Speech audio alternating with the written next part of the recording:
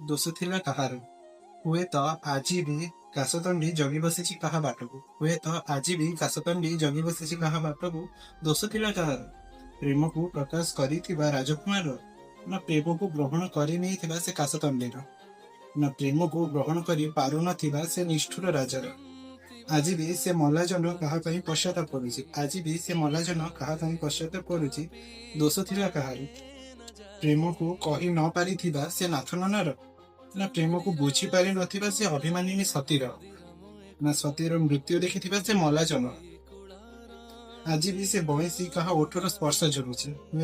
ଆଜି ବି ସେ ବଇଁଶୀ କାହା ଓଠର ସ୍ପର୍ଶ ଝୁରୁଛି। ଦୋଷ ଥିଲା କାହାର? ରାଧାଙ୍କ ବିୟୋଗରେ ବଂଶୀ ବାନ୍ଧିଥିବା ସେ କାହ୍ନୁର, ନା ରାଧାକୃଷ୍ଣଙ୍କ ମିଳନ କରାଇ ନଥିବା ସେ ଅଭାଗା ଭାଗ୍ୟର, ନା ସର୍ବସ୍ୱ ଦେଇ ନିଜଠୁ ଅଧିକ ଭଲ ପାଇଥିବା ପ୍ରେମ ପୂଜାରିଣୀ ରାଧାର। ଆଜି ବି ପ୍ରେମ କାନ୍ଦେ ଭାଗ୍ୟ ପାଖରେ। ଆଜି ବି ପ୍ରେମ କାନ୍ଦେ ଭାଗ୍ୟ ପାଖରେ। ଦୋଷ ଥିଲା କାହାର? ପ୍ରେମ କରୁଥିବା ପ୍ରେମିକ ମାନଙ୍କର, ନା ପ୍ରେମକୁ ମାନି ନ ନେଉଥିବା ଭାଗ୍ୟର, ପ୍ରେମର ମାନି ବୁଝି ପାରୁନଥିବା ଏ ମଣିଷ। ଦୋଷ ଥିଲା କାହାର? ପ୍ରେମର ମାନି ବୁଝି ପାରୁନଥିବା ଏ ମଣିଷ।